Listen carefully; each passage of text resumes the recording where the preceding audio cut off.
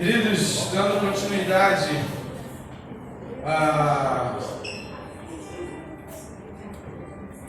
aquilo tudo que a gente já vem falando a respeito das parábolas de Jesus Cristo, e a parábola de hoje, a gente está seguindo a ordem alfabética, que é a do servo incompassivo, em algumas outras versões,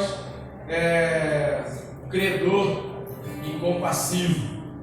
Então abra sua Bíblia no Evangelho segundo escreveu Mateus.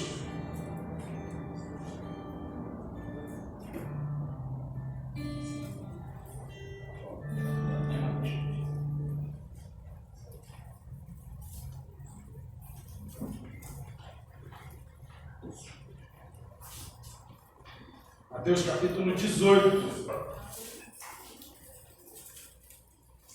Nós vamos ler a partir do versículo 23.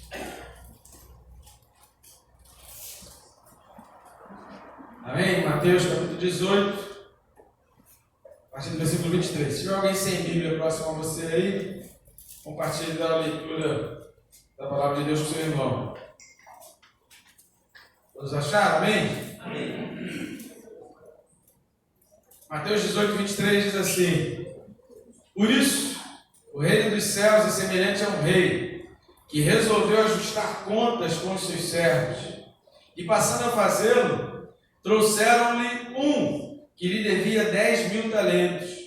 Não tendo ele, porém, com que pagar, ordenou o Senhor que fosse vendido ele, a mulher, os filhos e tudo quanto possuía, e que a dívida fosse paga. Então o servo, prostrando-se reverente, rogou: Sê paciente comigo, e tudo te pagarei. E o senhor daquele servo, compadecendo-se, mandou-o embora, e perdoou-lhe a dívida.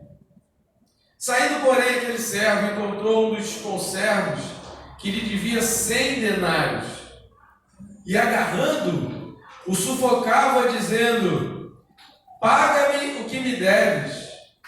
Então o seu conservo, caindo-lhe aos pés, lhe implorava: Sê paciente comigo, te pagarei. Ele, entretanto, não quis.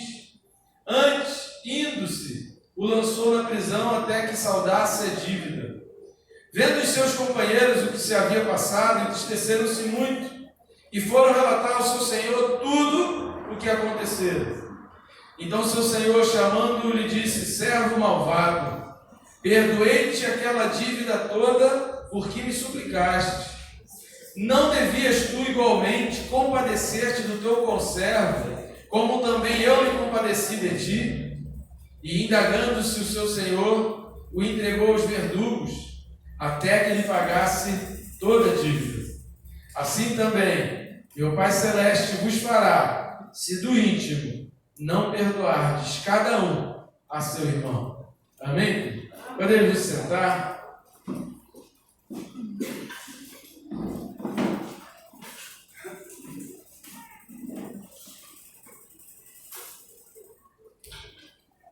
Essa parábola Jesus trata de um assunto extremamente importante, fundamental para nós. E hoje a gente está vivendo o Setembro Amarelo, né?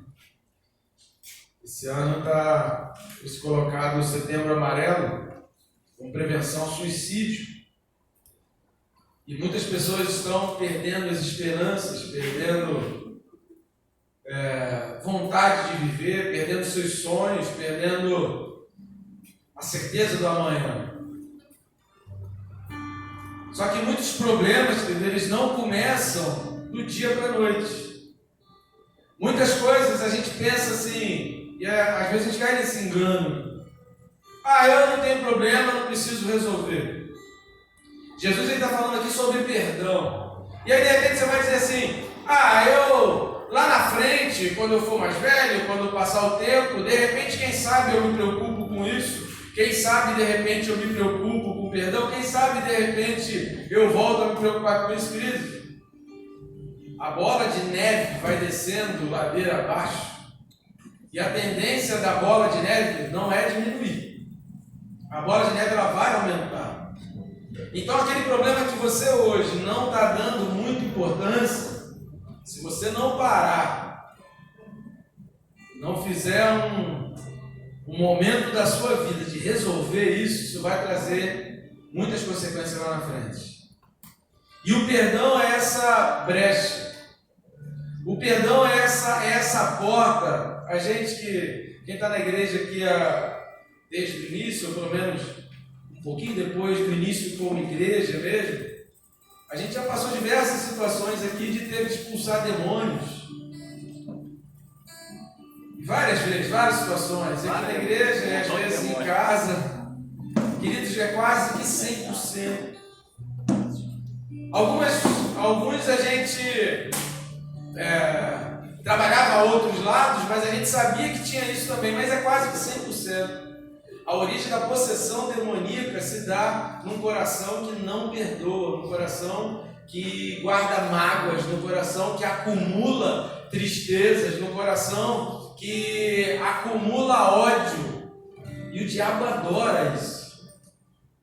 O diabo brinca com isso. Existem duas coisas que a gente precisa entender. Que uma coisa é a possessão demoníaca, quando ela se manifesta.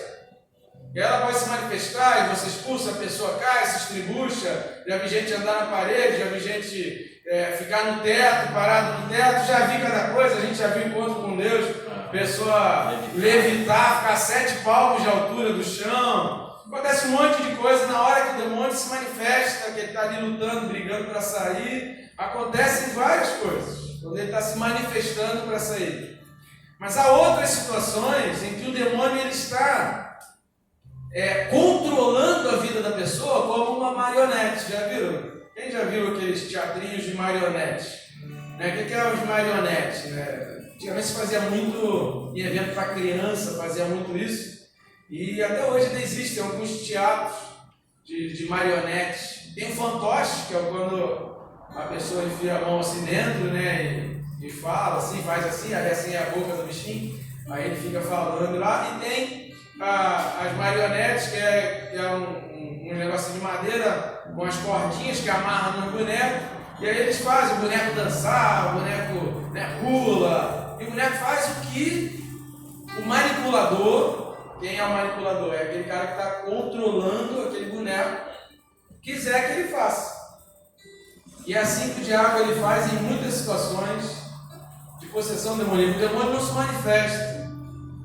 A pessoa não muda a voz, a pessoa não sobe nas paredes, a pessoa não levita, a pessoa não bate de frente, a pessoa não grita, a pessoa vai lá, mas ela inferniza a vida de quem está perto. Ela vai se tornando uma pessoa, para alguns, interessante, para outros não consegue ter uma aproximação. Tem gente que não consegue ter relacionamentos, tem gente que não consegue desenvolver, tem gente que não consegue crescer, tem gente que não consegue vencer problemas lá de trás, porque o diabo ele vai controlando, e o diabo ele é o principal personagem para lutar contra você vencer e perdoar. Mas você vai dizer assim: pastor, eu já tentei, é muito difícil. Eu vou dizer para você assim: é muito difícil mesmo.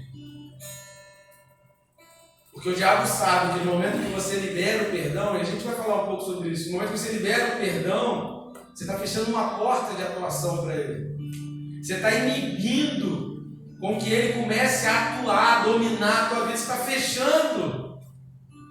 Você está criando uma fortaleza benéfica para você, porque existem as fortalezas maléficas. Mas você está criando uma fortaleza benéfica que está te protegendo daquele inimigo, daquele mal que está vindo de fora. E você começa, às vezes, até a expulsar ele que vem de dentro. E perdoar não tem a ver, em alguns casos, pode ser consequência, mas perdoar não está relacionado a isso, a você manter o relacionamento da forma como tinha antes. Entendam bem isso. São duas coisas completamente diferentes.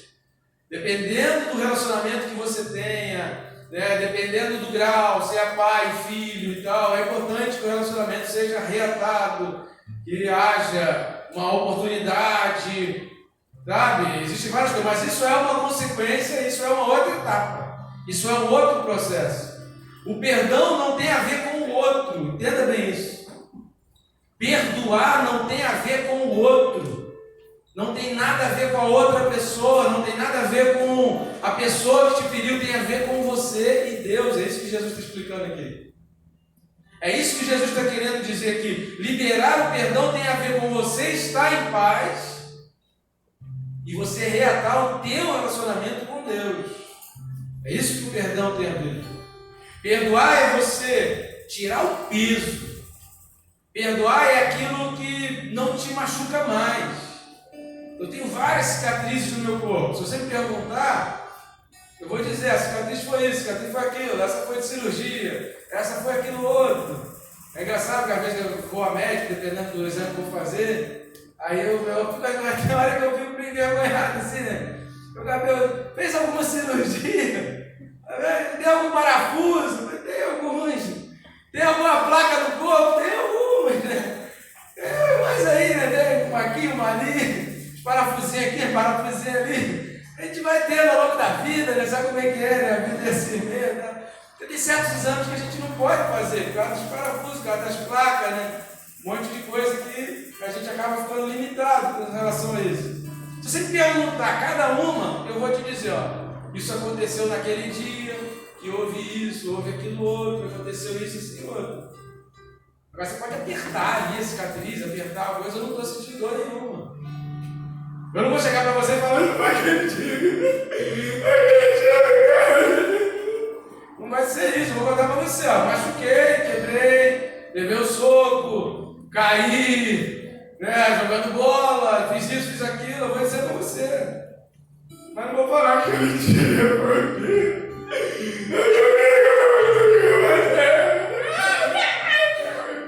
Não é assim. Por quê, querido? Porque a ferida foi curada. Porque a operação foi feita, a cirurgia foi feita, o prazo de fisioterapia foi feito, tudo já foi feito, foi tudo sarado. Eu tenho a marca lá. Perdoar não é ter amnésia, é um engano que pensa assim, ah, Deus me faz esquecer o que fulano me fez. Deus nunca vai fazer isso. Se ele fizer isso, você pode ter certeza da tua vida. Você vai ter um problema sério, vai ter que começar uma nova vida, porque você não vai se lembrar nem de com quem você está lidando. O nome disso é amnésia, o cérebro zera, e você já não sabe quem é você tem que ver a tua identidade, tem que refazer tudo na tua vida. É melhor nem pedir isso é um problemaço para a tua vida. Não pede para Deus tirar, arrancar e fazer você esquecer, não, porque vai que Deus faz, né? A oração tem isso, né? Você pede e Deus executa. Então não peça isso. Perdoar não é isso. Perdoar não é esquecer. Perdoar é você vai se lembrar, mas aquilo não te causa mais dor. Perdoar é saber, eu fui ferido ali, eu fui ferido naquele dia, mas cara, eu estou tranquilo. Se eu encontrar com a pessoa, eu dou um abraço. Se eu tiver que apertar a mão da pessoa, eu não aperto a mão. Se eu tiver que ligar para a pessoa, eu ligo. Se eu tiver que falar com a pessoa, eu falo. Se eu tiver que lidar, eu ligo. Se a pessoa pedir ajuda, eu ajudo. Porque aquilo passou. Se você prestar atenção, eu não li propositadamente em algumas Bíblias a parábola do servo incompassivo ou do credor incompassivo, dependendo da versão da Bíblia. Ela começa no versículo 21, que é quando Pedro fala assim, Pedro se aproxima do Senhor e fala, quantas vezes eu tenho que perdoar um irmão que peca contra mim? E aí, Pedro, provavelmente, o que Pedro estava? É aqui o número de vezes. Jesus vai responder isso aqui, já perdoei 6 vezes. Ele estava lá anotadinho. Ele estava lá com a listinha, ó. Dia 3 de abril. Já viu gente que é assim? Você marca muito mulher, né? Mas tem muito homem assim também. Ah, vem cá, vamos fazer isso aqui, vamos fazer aquilo. Não! Você se lembra? No dia 3 de abril de 1987, naquele final de não sei o quê, você falou isso assim pra mim na hora que eu me vesti que estava saindo. Você nem que eu comi ontem, cara, 3 de abril de 1987. Mas tem gente que se lembra, não, o dia estava chuvoso, aconteceu aquilo, não sei o que, ó, e você fez aquele negócio pra mim. Tem gente que é assim. Pedro estava lá com a listinha, não, 3 de abril, já perdoei uma vez, já falei, glória a Deus. Dia 8 de junho, perdoei também, já falei, glória a Deus, Jesus amado, já perdoei.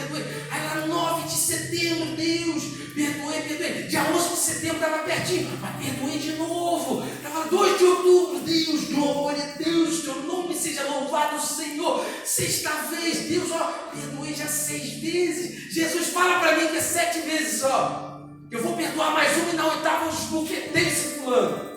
Cabeça de Pedro, esse Pedro era assim. Doido para Jesus falar 7 vezes, que ele já tinha perdoado 6, ele ia perdoar 7, mas naquele dia, e na 8ª ele já saía dando supapo. Aí Jesus fala para ele: Pedro, é o seguinte, não te digo que até 7 vezes. Jesus falou isso porque era o que Pedro queria ouvir. Por isso que Jesus fala isso, está entendendo? Não viajei muito na maionese. Jesus, ele dá a dica aqui. Pedro tinha falado, Pedro estava pensando isso. Eu não vou te dizer que é 7 vezes, mas até 70 vezes 7. Pedro entrou de parafuso. Meu Deus, falta muito ainda. Agora eu estou filho. Tem que aguentar esse cara de novo. 70 vezes 7. E aí Jesus conta a parábola. Por que Jesus entra na parábola? Para mostrar que se você não sabe perdoar o teu irmão, se você não sabe lidar com quem está no teu dia a dia, não adianta ficar pedindo a Deus. E se você não é perdoado por Deus, querido, o teu caminho é o quê? O que Jesus fala lá no final. O Senhor os entregou aos verdugos, é lançado ao inferno.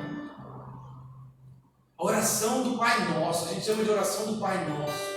A oração que Jesus ensinou, ele fala: Deus, perdoa os meus pecados, assim como eu tenho perdoado. Ou seja, a oração não acaba, eu perdoo os meus pecados. Aquela oração que Jesus ensina, que traz várias responsabilidades ali. Se você parar para ler direitinho, depois você chega em casa e lê Mateus de 5 a 7 ali, se concentra na oração que Jesus ensina, traz responsabilidades sérias ali, que a gente precisa assumir. A gente precisa saber assumir a responsabilidade. Ser homem é assumir a responsabilidade, ser mulher é assumir a responsabilidade. Amadurecer é saber assumir a responsabilidade. Eu errei, eu falhei. E às vezes a gente não perdoa, sabe por quê? Porque a gente só acha que o outro erra. A gente não erra nunca. A gente não falha nunca. A gente não faz nada de errado nunca. Só o outro que errou. E às vezes a gente cobra do outro aquilo que a gente não vai fazer. E a aliança não é isso. A aliança não é isso. Você vai lá para o livro de Gênesis, capítulo 28, versículo 18.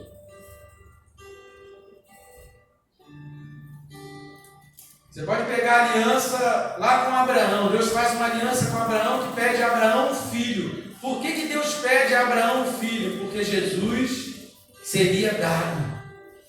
Deus só pede algo da gente que Ele faz. Ele não deixou Abraão fazer. Mas Ele fez uma aliança com Abraão e Ele pediu a Abraão algo. Mas Ele pediu por quê? Porque Ele faz.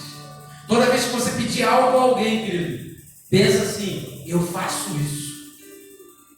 Ah, eu quero que a minha esposa faça isso, faça aquilo. Eu vou fazer a minha parte. Eu quero que meu marido faça isso, faça aquilo. Eu vou fazer a minha parte também. Ah, eu quero que meu pai faça isso, aquilo. Eu vou fazer a minha parte. Eu quero que meu filho faça. Eu vou fazer a minha parte. A aliança é isso. E no capítulo 28, entra Jacó. Versículo 18 diz que, tendo se levantado Jacó cedo, de madrugada, tomou a pedra que havia posto por travesseiro e erigiu em coluna, sobre cujo topo entornou azeite. E ao lugar, cidade que outrora se chamava Luz, deu o nome de Betel, que em hebraico é casa de Deus. Fez também Jacó um voto, dizendo: se Deus for comigo e me guardar nesta jornada que empreendo, e me der pão para comer, roupa para me vista, de maneira que eu volte em paz para a casa de meu pai, então o Senhor será o meu Deus, e a pedra que erigi por coluna será a casa de Deus, e de tudo quanto me concederes, certamente eu te darei o dízimo. E por que ele cria ali Betel, casa de Deus, né? Beit é casa, e El, todo nome que tem El é alguma coisa de Deus. Você já sabe, não terminou com El, é alguma coisa relacionada a Deus, que é a abreviação, né, do nome de Deus em hebraico. E por que Jacó faz esse voto com Deus? Se olhar a partir do versículo 10, Jacó ele tem uma visão da escada. No versículo 15, eis que eu estou contigo e te guardarei por onde quer que fores, e te farei voltar a esta terra, porque te não desampararei, até cumprir eu aquilo que te hei referido. Deus ele faz uma aliança com Jacó. Mas agora Jacó precisava fazer a parte dele da aliança com Deus. Queridos, Deus tem uma aliança contigo. Ele derramou o filho dele na cruz do Calvário. Aquilo que ele teve misericórdia de Abraão e não deixou Abraão fazer, de entregar o próprio filho, Deus fez. E a dor foi tanta que Jesus chorou lágrimas de sangue, pedindo: Deus, se possível, passa de mim esse cálice. Porque a dor era pesada, o peso era grande. Deus fez essa aliança comigo e com você. E o que a gente está impedido de dar para Deus? Porque quando você não perdoa, quando o teu coração não perdoa, Deus não recebe o teu coração. Porque, queridos, é muito bom, a gente pode ter um templo para 30 mil pessoas. Ontem a gente estava numa igreja que cabem 20 mil pessoas. Glória a Deus, maravilha, a igreja é bonita, é grande. É a igreja, chamados para fora, a igreja de Deus. O significado de igreja é isso, é a assembleia, a reunião dos santos, os chamados para fora. Agora, templo está aqui dentro. Esse é o templo que Jesus fala que não foi feito por mãos humanas. É esse templo que Ele quer. É nesse trono aqui que Ele quer. Não adianta eu botar tronos aqui e dizer: Jesus está sentado aqui nesse trono. Não está, querido. Jesus não quer habitar em templos feitos por mãos humanas. O templo que Salomão fez, ele destruiu 2 vezes. Deus quer habitar aqui, ó. E quando você não perdoa, Deus não entra. E quando você não perdoa, Ele não fica. E quando você não perdoa, aquilo não é a casa de Deus. Não é o lugar que Deus quer para a habitação. E é por isso que Jesus fala que é tão importante isso. Assim acontecerá aquele que não perdoar o seu irmão. Porque o seu peso é grande. A gente não tem tempo aqui para entrar no mérito ali das quantias envolvidas, que tem todo um simbolismo importante ali também. Se quiser depois pesquisa a diferença ali das quantias, mas tem um simbolismo importante ali, mas eu não vou entrar nesse mérito, a gente vai se estender muito. Mas ele tinha uma dívida enorme e o outro tinha uma dívida pequena com ele. Ele não foi capaz de perdoar aquele que tinha dívida pequena, mas queria ser perdoado, mas queria o perdão do rei. Primeira coisa que você precisa entender: que perdoar não é só um cumprimento de uma obrigação.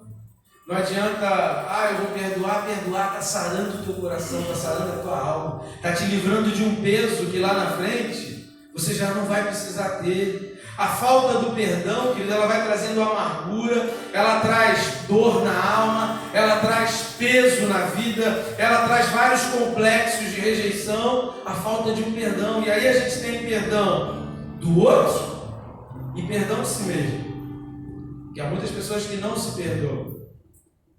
Há muitas pessoas que cometeram erros, mas elas não se perdoam. E isso vai virando peso. E isso vai trazendo uma carga. Jesus ele fala: vinde a mim, toma a minha carga é leve, o meu peso é leve.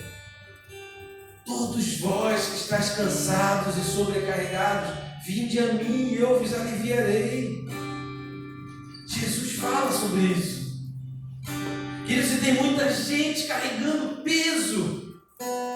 Aí, querido, quando chega o momento da pessoa querer tirar a vida, aquilo não aconteceu da noite para o dia. Aquilo foi um somatório de coisas. Por quê? Porque o diabo ele vai controlando a vida. O diabo ele vai trazendo infelicidade infelicidades. O diabo ele vai trazendo trevas na vida da pessoa.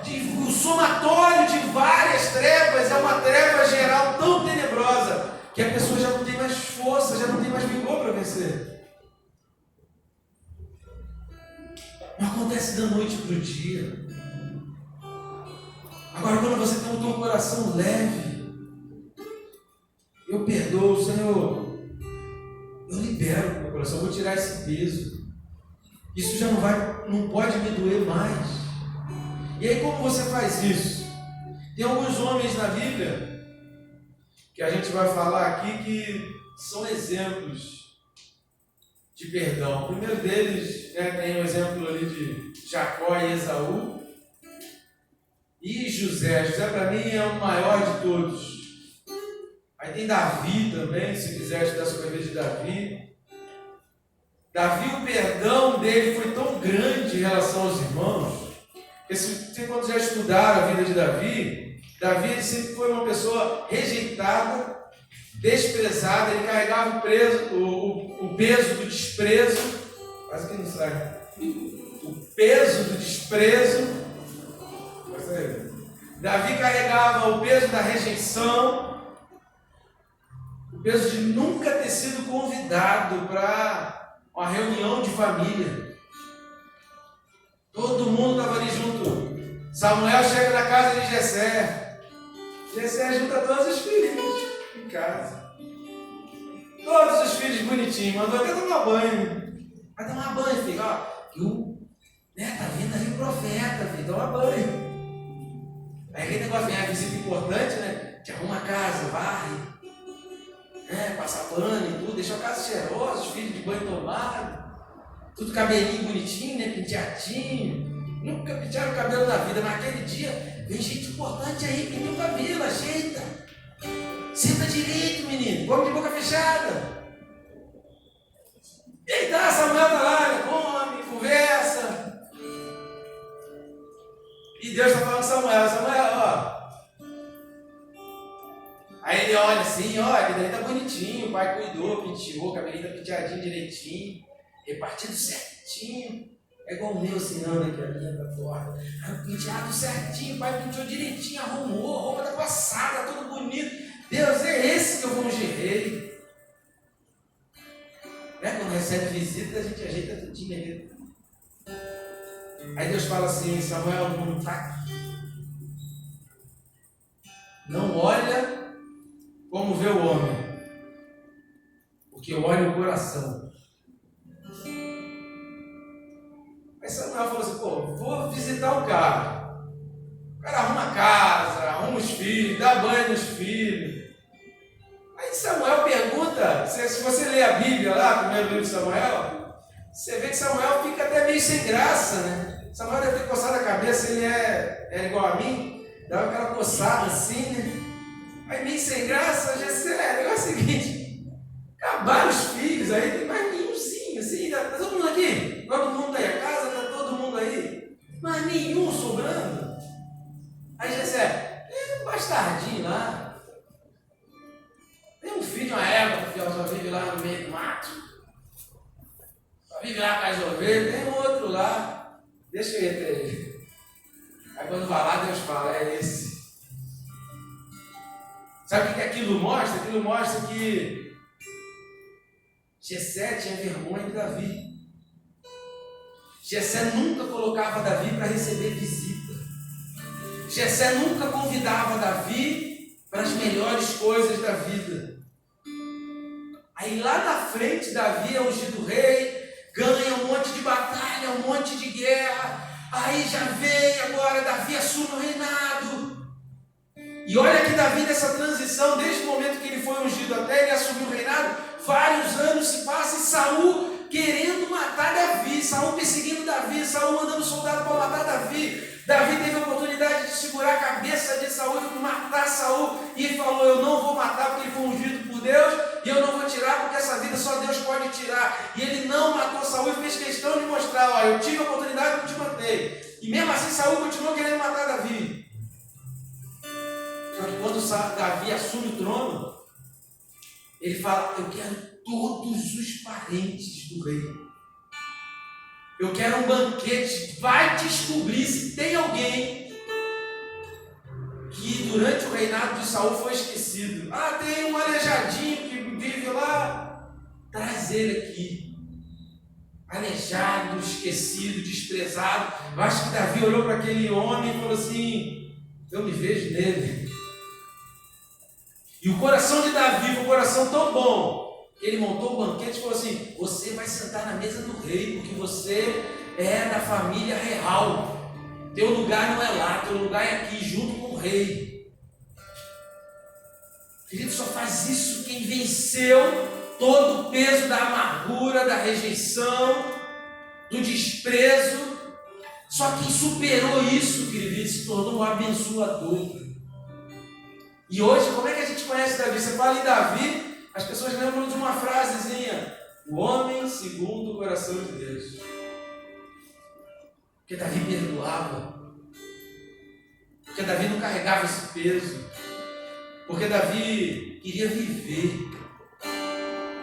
Enquanto coisas sobrecarregarem o teu coração, querido, você não vai viver.